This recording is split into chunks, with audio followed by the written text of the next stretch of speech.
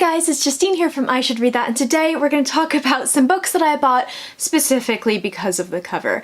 I am very much a book magpie. I see a cover that I love and that will very much draw me to a book. Even if I've heard that a book is great, I might not necessarily want to read it or pick it up because I don't like the cover, which makes me a terrible person, but can't change my nature. So all of these books that I have here are books that I bought specifically because of the cover. Whether I've read them or not already is another question, but I think that all of these are so incredibly beautiful and I just really wanted to show them off. This first one I feel so lucky to have found because it is one of my favorite books ever, and I picked it up because I remembered seeing the cover online. I think it was maybe in Book Riot's best books of whatever year it happened to be, and the cover stuck in my mind so much that when I saw it in a bookshop I ended up picking it up. It's one of my favorite books ever of all time. This is The Long Way to a Small Angry Planet by Becky Chambers. So this is a beautiful sci-fi book, and like, okay, the US covers are atrocious. They're horrible and awful, and I'm usually not that unkind about book covers, but like, I don't know if you've ever seen them, you should Google them, they're really awful. But this is beautiful, and I feel like this kind of theme sticks with Becky Chambers' books because they're all beautiful, they're all this kind of lovely starscape, and they're just amazing and wonderful. I'm so happy I picked this up. I'm so happy because I wouldn't have picked up the US one because it looks awful. I'm sorry, I'm being really mean about that. The next book that I have is one that I still say is one of my favorite covers. I didn't like the book, and I'm still holding on to it because I love this cover so much. This is Caraval by Stephanie Garber. I was not a fan of Caraval. I think it was the hype that killed it. I think this was the first book that the hype murdered for me. It didn't just kill it, it like threw it off a cliff. I really didn't enjoy Caraval. I feel like it had so much potential but it just didn't work for me. And I think I was expecting too much and it was just not great, but my god, look at this. Isn't this incredible? This is the UK edition, which I think, again, is better than the US one, although I do quite like the US one too. But also it had these variant covers underneath, which I got the dress because that's the best one. I'm still holding on to this. I am tempted to buy a copy of Legendary just because it's pretty, even though I didn't really like Legendary either. I did a review of that. You can see it below if you like, but it's just so nice. I can't get rid of it. Next book that I have here is another one that I'm really glad I picked up because this turned out to be one of my favorite books of 2018.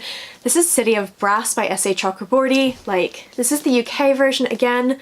I feel like moving to the UK has dramatically changed my book buying because I just like the UK covers better. Look at this. These end papers are incredible, and it's just like, it's just a beautiful book. It's just a lovely book, and I don't think the US ones are nearly as nice, although I do kind of like them.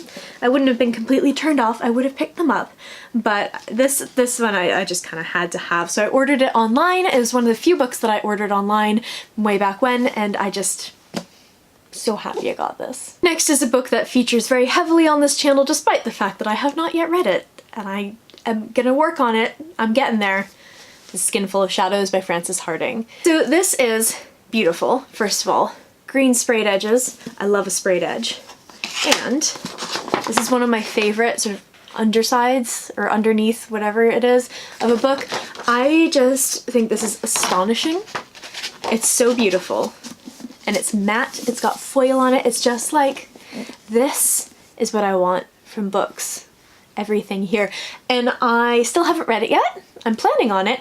At some point eventually I'll get there. But I feel like I collect Frances Hardinge's books. Even though I love The Lie Tree, I've not read any of her other ones, but I own a fair few of them because I love her covers, even if they don't necessarily look like this. There's kind of a series look that you get with her, and they all just look great. They're all so good. She's blessed with an amazing cover designer. Next is another book that I have not yet read. I bought this at Yelk. It caught my eye, obviously. This is All the Ever Afters by Danielle Teller. This is a retelling of Cinderella from the evil stepmother's point of view.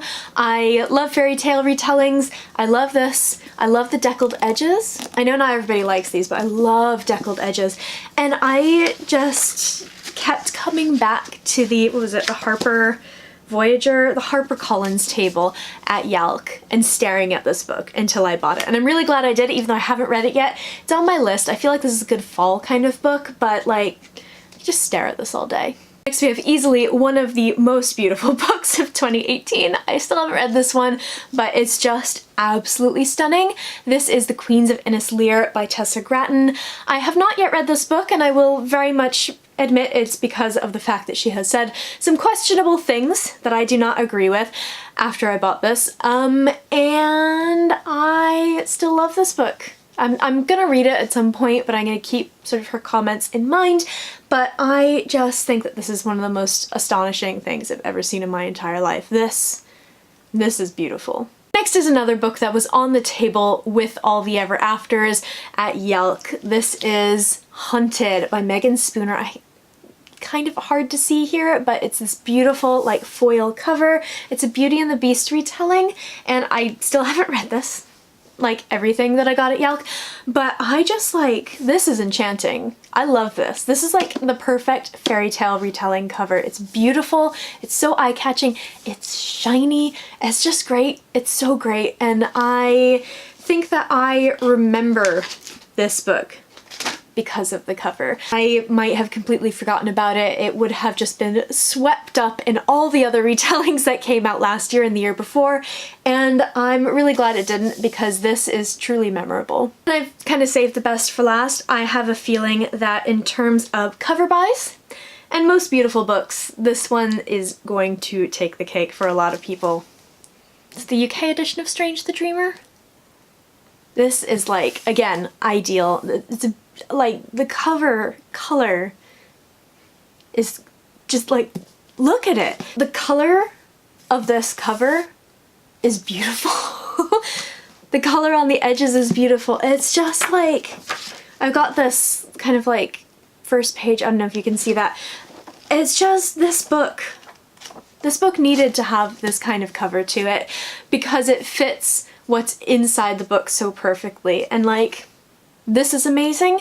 I have some gripes with the cover for Muse of Nightmares, which goes together really nicely, and it's got a beautiful design on it, but orange? Orange? Do we have to go with orange for this? I feel like you have beautiful color here, and then we got orange. I don't know. So those are some of the books that I bought specifically because of the covers. Now, I haven't read all of these books, but I really hope to read them soon because they caught my eye, they looked amazing, and I just can't resist a pretty cover. So, you know, I am what I am. So in the comments below, let me know if you have bought any books because of the cover, especially any of these books. We can admire them together. Or if you're one of those rare people who's just not influenced by how a cover looks, because I feel like you guys are very few and far between these days. I post bookish content to this channel fairly frequently, so hit subscribe, check back soon, and I will see you next time.